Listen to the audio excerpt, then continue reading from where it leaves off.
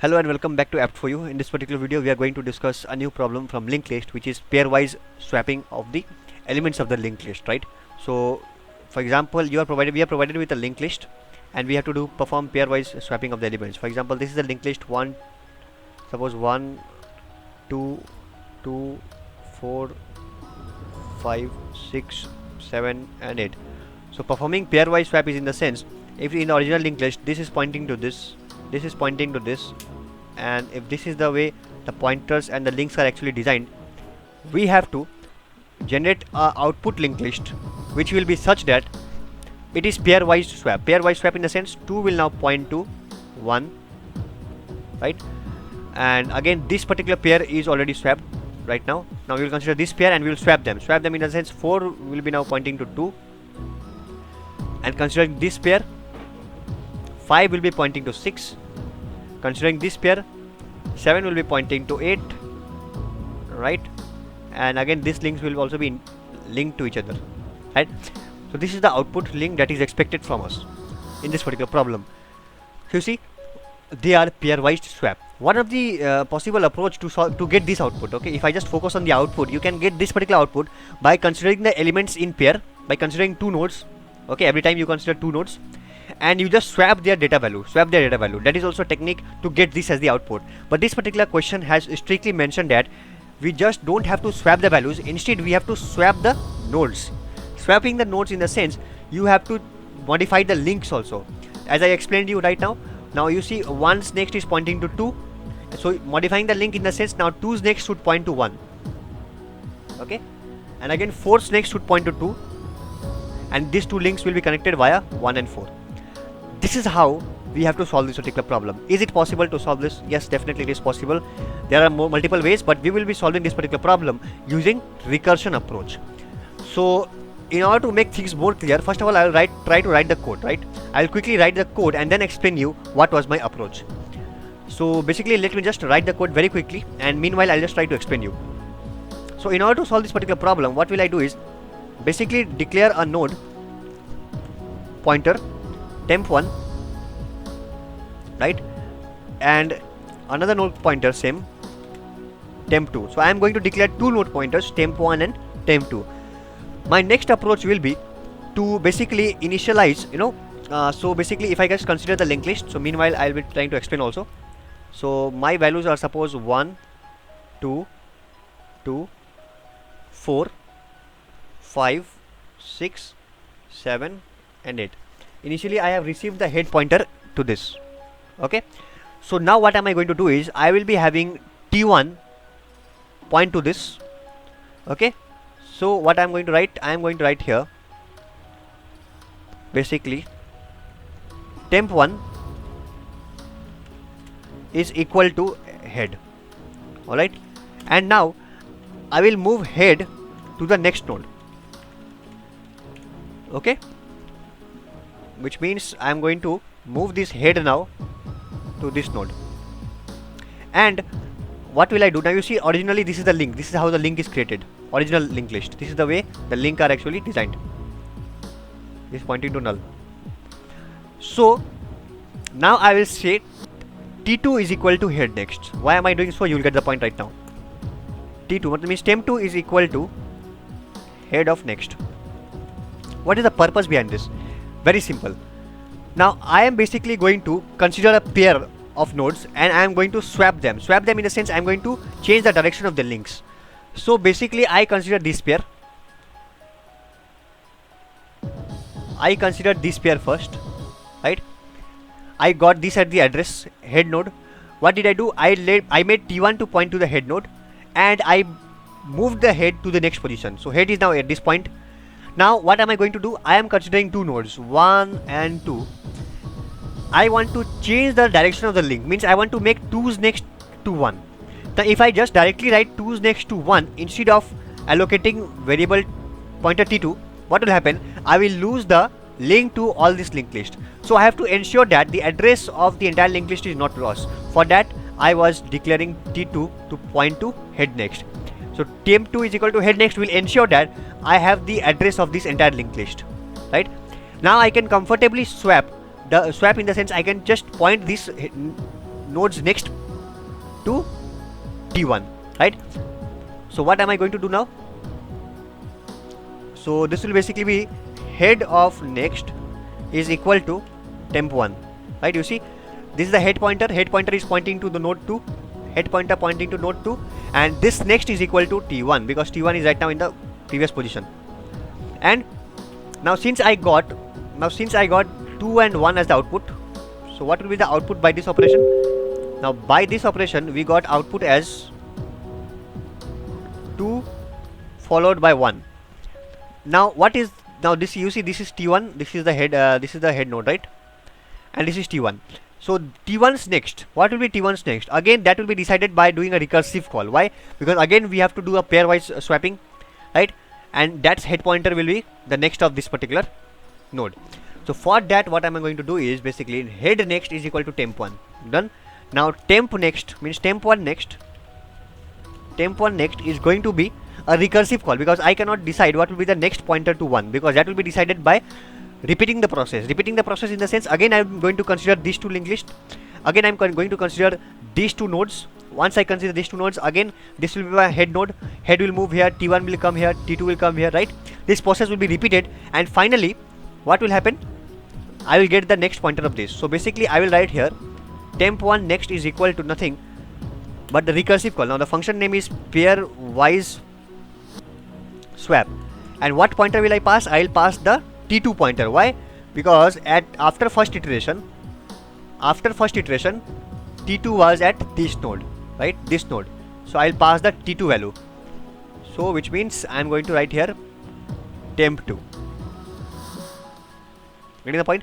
So I'll be passing temp2. So this is passed successfully, and finally I will pass the return the head pointer after this value is returned. Okay, after this particular recursion step is completed, after I get the value of temp1 next, I will return head. Now what does it mean? I will explain it. So basically what we'll be doing is we will try to add further lines to this code. Now before doing this, what we are going to ensure? We are going to ensure that temp while temp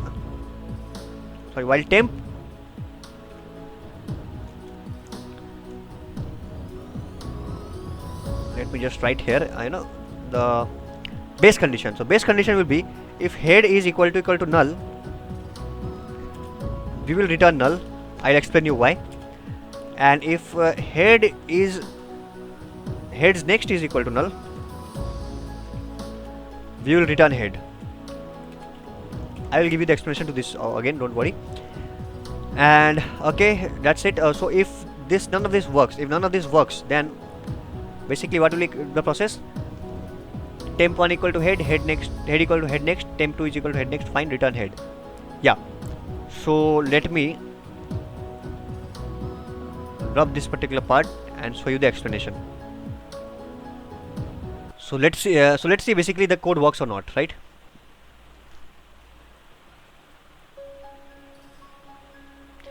Yeah, if you see the code, right, if you see the code carefully, this was the input. You see they are swapped. 2 and 1 is swapped. Let me just change the color of the ink. 2 and 1 are swapped. 2 and 4 are swapped. 5 and 6 are swapped to 6.5, and 7 it is swapped to 8.7. So means our output is correct. Now I shall explain you how the problem is actually solving this. How the code is actually solving this particular problem. So once see if it is successfully executing all the test cases. Yeah, great. So this particular code works fine. Now I'll quickly give you an explanation to why things are actually working and how they are working. So considering the explanation, now this is the code that we have written, right? I will explain you why am I writing this terminating condition or the base condition, right? I'll explain you all those things, don't worry. First of all, understand what is the input that was given. The input given was 1, 2, 2, 4, 5, 6, 7 and 8, right? So, and this is the linked list. This is the link. What happens is initially we are provided with value. Only head pointer to this, right? Head pointer to this. So first of all, I'll consider these two, right? Because I just passed this. So if head is not equal to null, so it is a valid node. So basically I pass this, and what happens? T1 comes here, head comes here, T2 comes here. What will be the output of this? The outcome of this particular function. The outcome of this particular function is that 2 now points to 1, and once next will be decided after I make a recursive call on the linked list by passing this T2 as the head node. So now I will be making a recursive call on 2, 4, 5, 6, 7 and 8. So remember 2, 1 and its next will basically be depending upon the output of this particular function. So I am doing a recursive call here. What will this particular function again do? Again it is going to be considering this as T1, it will consider this as head and this as T2, right? Initially it got this as head. So what did I do? I did temp1 equal to head, head moves next, and temp2 equal to head next. What will be the output of this? The output of this will be 4 followed by 2, and 2's next will depend upon what will be returned by the recursive call on the linked list where I am passing T2 as the head node. So basically 5, 6, 7 and 8. This is the head node now. Now what happens? This again, what they will do is they will consider these two nodes and they will swap it, right? They will consider these two nodes and again they will consider T1 here, head here, T2 here, and they will swap basically, which means 6 followed by 5 will be the output. 5's next will depend upon the recursive call wherein I am passing T2 as the head node. So 7 and 8 is being passed. Again this will be considering these two pair. Now remember this is null. So this is the head node. What happens? This will take T1 here, head here and T2 null, right? So this will be returning 8 followed by 7 followed by null. Now followed by what? Next followed by T2. So there is a recursive call wherein T2 is null. Now that is the terminating condition. If T2 is null means if the head is null, what should I return? Return null. That is why I wrote this terminating condition, because 8 and 7 are swapped, fine. 7's next is pointing to null, right? So again if I say recursive call by passing a null value, that is not going to work. So what does it actually mean? It means that we have come to the end of the linked list. So basically automatically 7 is going to be followed by null. That is why we are returning null. So if head is now null, return null. Got the point? So now it will return null. If it returns null, so what does it mean? It means that now let me use another color pen. So basically I'll be using red, sorry. So you see the pointer, head pointer now is pointing to 8, isn't it? So head pointer is basically here. So you have a linked list 8, 7 and you got 7's next as null. So basically your linked list looks like 8, 7 and null. Fine. Your head is pointing to this. This address you will be returning to what? To this particular value, because 5 next. 5 next depended upon this call. 5 next was dependent on this call, isn't it? So what value did this call return? This call returned the value 8. Head pointer to 8, right? So now you will get 6, 5 followed by this. Now this again recursion call is successful because this has completed all the execution. The next step after the recursive call was returning head. So what is the head pointer here? Pointing to 6, right? So this will return the head pointer to 6. So if it returns the head pointer to 6, basically 4-2 is going to be followed by 6, right? 4-2 is going to be followed by 6. Now this particular was an outcome of the recursion, this recursion step. In this recursion step 4 was the head node, right? You see finally 4 was the head node. So basically after the recursion is completed, what address will it return? It will return the address of 4. Returning the address of 4 here. What does it mean? It means 2, 1 will be followed by 4. So 2, 1 will be followed by 4. And finally 2, 1, you see this was an outcome of this operation. And here 2 was the head node. So finally I will be returning 2 as the head node. So if I return the 2 as the head node, you can finally access all the elements of the linked list which are pair-wise swap or interchanged. Getting the point? So this is how basically this particular code is working. So I hope you understood how this particular block of statements are working. Now if you talk about why have I used this as the terminating condition, no problem, I can explain you that too. So the reason why I am using head next equal to null as the terminating condition is you may come across a situation where you have this as the example 1, 3, 4, 7, 9, 10 and 1. So basically we may come across a linked list of this type. So we know that this will be excuse me, this will be our head node initially. So T1 will come here, head will come here, T2 will come here. What will happen? 3 will come here, 1 will come here, right? I'll be very quick here. And now this next will depend upon what? The recursive call on 9, 7, sorry, not 9, this is 4. 4, 7, 9, 10 and 1, right? Now again in this particular case, this will be the head. So again this will become T1, this will become H, this will become T2. What will happen? The output of this will be 7 followed by 4. 4's next will be decided by a recursive call on linked list 10 and 1. These two will be considered. Okay. So basically if I consider these two, what happens is, this is my head node.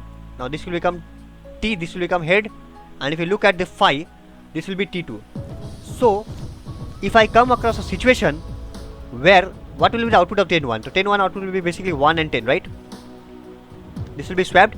10's next, now I am passing a null value to the function, right? T2. So that is not going to be a valid thing. So I will conclude that the moment the head val node is followed by null, it means that this is the last element, right?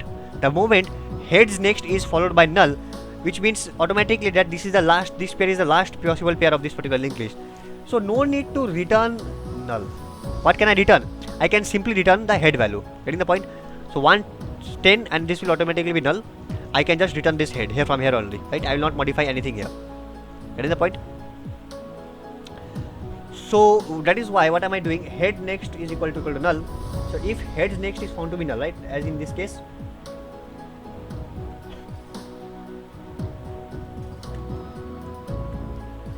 for example, in this particular case, what we did is 10 followed by 1 was being considered.